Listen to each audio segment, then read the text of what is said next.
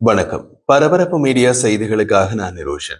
ரஷ்யாவின் ஆஸ்ட்ராகன் பகுதியில் உள்ள காஸ்பியன் கடல் துறைமுகமான ஒலியாவில் உக்ரைன் ஒரு ஆளற்ற விமான தாக்குதலை நடத்தியது.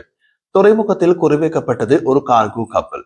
கார்கோ கப்பல் ஈரானில் இருந்து ஆயுதங்களை ரஷ்யாவுக்கு கொண்டு செல்ல பயன்படுத்தப்படுவதாக உக்ரைனிய ராணுவ உளவுத்துறை கூறியது. இங்கிலாந்தை தளமாக கொண்ட கடல்சார் பாதுகாப்பு நிறுவனமான ஆம்ப்ரே ஒலியா துறைமுகத்தின் மீது இதுபோன்ற நேரடி தாக்குதல் நடத்தப்பட்டது. இதுவே முதல் தடவை என்றும் தாக்குதலின் விளைவாக ஒரு கப்பல் மூழ்கியது என்றும் உறுதிப்படுத்தியுள்ளது.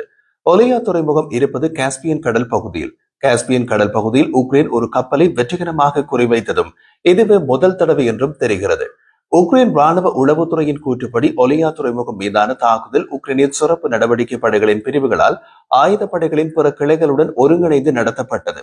தாக்கப்பட்ட கார்கோ கப்பல் 400 அடி நீளம், 4900 டன் எடையுள்ளது. அதன் பெயர் போர்ட் ஒலியா 4. மேலும் துறைமுகத்தில் இருந்து எடுக்கப்பட்ட படங்கள் கப்பல் பகுதியளவில் நீரில் மூழ்கி இருப்பதை காட்டுகிறது.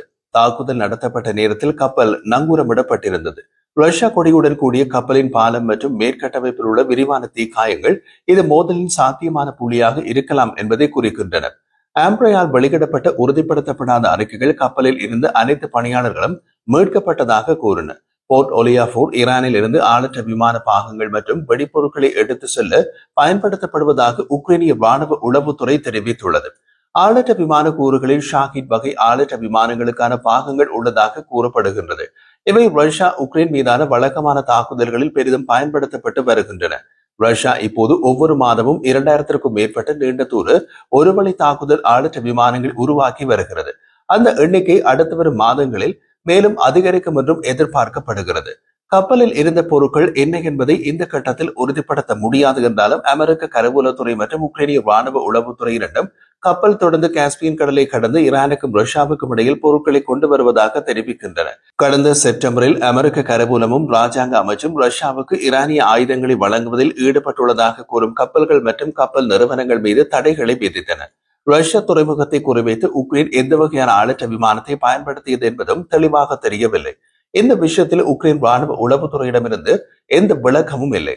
ரஷ்யா மற்றும் ஆக்கிரமிக்கப்பட்ட கிரிமியாவில் உள்ள இலக்குகளில் மிக நீண்ட தூர தாக்குதல்களுக்கு உக்ரைன் ஆளற்ற விமானங்களை பெரிதும் நம்பியுள்ளது. ரஷ்ய பாதுகாப்பு அமைச்சு இன்று காலை வெளியிட்ட அறிக்கையில் ரஷ்யாவின் 9 பிராந்தியங்களில் வெளியிடப்படாத எண்ணிக்கையிலான உக்ரைனிய ஆளற்ற விமானங்களை சுட்டு வீழ்த்தியதாக குறிப்பிட்டுள்ளது. இருப்பினும் அந்த ஆளற்ற விமானங்கள் ஆஸ்ட்ராகன் பிராந்தியத்தில் சுட்டு வீழ்த்தப்பட்டதாக அது குறிப்பிடவில்லை. இருப்பினும் ஆஸ்ட்ராகன் பிராந்தியத்தின் அண்டை பிராந்தியமான கல்மிகியா மேல் பறந்த ஒரு உக்ரைனிய ஆளற்ற விமானம் சுட்டு வீழ்த்தப்பட்டதாக ரஷ்ய பாதுகாப்பு அமைச்சு கூறியது. பின்னர் ஒலியா துறைமுகத்தில் ஒரு ஆளற்ற விமான தாக்குதலை ரஷ்ய அதிகாரிகள் உறுதிப்படுத்தினர். ஆஸ்ட்ராகன் பிராந்தியத்தின் ஆளுநர் அனைத்து ஆளற்ற விமானங்களும் மின்னணு போர் மூலம் செயலிழக்கப்பட்டன அல்லது அழிக்கப்பட்டன. துறைமுக உள்கட்டமைப்புக்கு எந்த சேதமும் ஏற்படவில்லை என்று கூறினார். சுட்டு வீழ்த்தப்பட்ட ஆளற்ற விமானங்களின் பாகங்களால் ஒரு கப்பல் சேதமடைந்தது என்றும் குறிப்பிட்டார். பகுதியளவு தண்ணீரில் மூழ்கிய நிலையில் போர்ட் ஒலியா 4 கப்பலின் புகைப்படம் வெளியாகியுள்ள நிலையில் சுட்டு வீழ்த்தப்பட்ட ஆளற்ற விமானங்களின் பாகங்களால் கப்பல் சேதமடைந்தது என்று கூறுகிறார் ஆஸ்ட்ராகன் பிராந்திய ஆளுநர். தற்போது கிடைத்த தகவலின்படி கப்பல் முழுமையாக கடலில் மூழ்கிவிட்டது. போர்ட் ஒலியா 4 கப்பல் 2021 ஆண்டு முதல் ரஷ்ய ராணுவ கார்கோ போக்குவரத்தில் ஈடுபட்டுள்ள MG Flot LLC என்ற கப்பல் நிறுவனத்திற்கு சொந்தமானது. ரஷ்ய ஈரானிய ஒத்துழைப்பு தொடங்கியதிலிருந்து இந்த கப்பல் ஈரானிய துறைமுகமான அமிராபாத் துறைமுகத்திலிருந்து ஆஸ்ட்ராகனுக்கு தெற்கே அமைந்துள்ள ரஷ்ய துறைமுகமான ஒலியா இடையே தொடர்ந்து பயணித்து வருகின்றது. உக்ரைனிய சிறப்பு நடவடிக்கை படைகளின் கூற்றுப்படி போர்ட் ஒலியா 4 கப்பல் இம்முறை ஈரானில் இருந்து ஷாஹித் ஆளற்ற விமானங்களுக்கான பாகங்கள் மற்றும் வெடிப்பொருட்கள் ஏற்றப்பட்டன என்று துல்லியமான உளவு தகவல் கிடைத்தது. கடல்சார் போக்குவரத்து கண்காணிப்பு சேவைகளின்படி போர்ட் ஒலியா 4 கப்பல் ஆகஸ்ட் 1 ஈரானின் கடற்கரையில் இருந்தது. பின்னர் ஆகஸ்ட் 12 அசர்பைஜான் ரஷ்ய எல்லைகளுக்கு அருகில் காணப்பட்டது. ரஷ்ய கப்பல்கள் தங்கள் டிரான்ஸ்பண்டர்களை வெறுமனவே அணைத்து விடுகின்றன என்பதை கவனத்தில் கொள்ள வேண்டும். கப்பல் ஒலியா ரஷ்யா துறைமுகத்திற்கு சென்று துறைமுகத்திற்கு வெளியே நங்கூரமிடப்பட்ட நிலையில் நின்று கொண்டிருந்தது. அதன் பின் துறைமுகத்திற்கு பொருட்கள் இறக்கும் பகுதியில் ஏதாவது கப்பலில் இருந்து பொருட்கள் இறக்கப்பட்டு அல்லது ஏற்றப்பட்டு அங்கிருந்து நகர்ந்த பின்னரே துறைமுகத்திற்கு வெளியே நிற்கும் கப்பல் பொருட்களை இறக்குவதற்காக துறைமுகத்துக்குள் அனுமதிக்கப்படும். சில சந்தர்ப்பங்களில் இந்த காத்திருத்தல் நேரம் ஒரு வாரத்தையும் கடந்துவிடும். அதுவரை கப்பல் ஏற்றி வந்த பொருட்கள் கடலுக்குள் உள்ளேயே இருக்கும். போர்ட் ஒலியா 4 கப்பல் துறைமுகத்திற்கு வெளியே பகுதி மூழ்கிய நிலையில் புகைப்படம் எடுக்கப்பட்டுள்ளது. அதன் அர்த்தம் ஈரானில் ஏற்றப்பட்ட பொருட்களுடனேயே கப்பல் மூழ்கியுள்ளது. தாக்குதலின் விவரங்கள் வெளியிடப்படவில்லை. ஆனால் நீண்ட தூர ஆளிட்ட விமானங்கள் தெளிவாக சம்பந்தப்பட்டிருந்தன. என்ன ரகம் என்பதை ஊகிப்பது கடினமானது. ஒரு கார்கோ கப்பலை தாக்கி மூழ்கடிக்க ஆளிட்ட விமானத்தில் மிகவும் சக்தி வாய்ந்த வெடிப்பொருட்கள் இருக்க வேண்டும். ஒரு கார்கோ கப்பலை சேதப்படுத்த ஆளிட்ட விமானத்தை பயன்படுத்துவது சாத்தியமானது. ஏமனில் இருந்து ஹவுதிகள் அதை செய்துள்ளார்கள். ஆனால் கப்பல் ஒன்றை தாக்கி மூழ்கடிப்பது மிக மிக கடினம். அது எண்ணெய் கப்பலாக இருந்தால் கப்பல் முழுவதிலும் எளிதில் தீப்பிடிக்கும் பொருள் இருக்கும். உக்ரைன் ராணுவ உளவுத்துறையின் கூற்றின்படி இந்த கப்பலில் ஈரானில் ஏற்றப்பட்ட வெடிப்பொருட்கள் இருந்தன. ஆனால் பெரிய கப்பலில் அவை எந்த இடத்தில் உள்ளன என்ற உளவு தகவலும் தேவை. முதலாவதாக கப்பலை கண்காணிக்க வேண்டும். இந்த கப்பல் ஒரு ரஷ்ய துறைமுகத்தில் இருப்பதை உறுதிப்படுத்த வேண்டும். அதன்பின் உக்ரைனிய நீண்ட தூர ஆளிட்ட விமானங்கள் 850 கிலோமீட்டருக்கு மேல் ரஷ்ய வான் பகுதியில் பறந்து ரஷ்யாவின் பல வான் பாதுகாப்பு சாதனங்களை கடந்து சென்றிருக்க வேண்டும். ஒலியா துறைமுகத்தை அடைந்ததும் அவை குறிப்பிட்ட ஒரு கப்பலை குறிவைக்க வேண்டும். அதே நேரத்தில் கப்பல் நங்கூரமிடப்பட்டிருந்தாலும் அது ஒரு நிலையான இலக்காக இல்லை. இதன் பொருள் ஆளிட்ட விமானங்கள் உள்வரும் வசதியுடன் பொருத்தப்பட்டிருக்க வேண்டும். 5000 டன் எடையுள்ள 123 மீட்டர் நீளமுள்ள கப்பலை மூழ்கடிக்கும் அளவுக்கு ஆளிட்ட விமானத்தின் வெடிப்பு முனைகளும் சக்தி வாய்ந்ததாக இருக்க வேண்டும்.